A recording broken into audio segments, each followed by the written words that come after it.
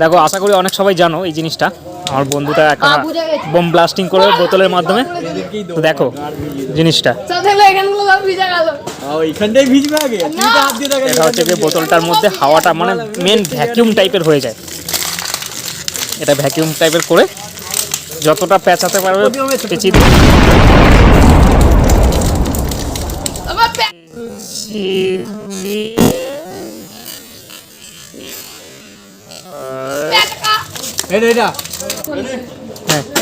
Current বেঁকে যাবে।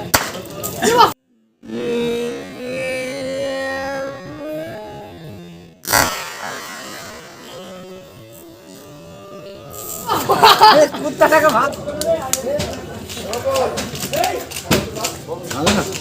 কর কর কর কর। তোমার গেল এখন দাম উড়ে গেল তো, হাওয়া বেরোলো মনে হচ্ছে। এটা হচ্ছে ব্লাস্টিং।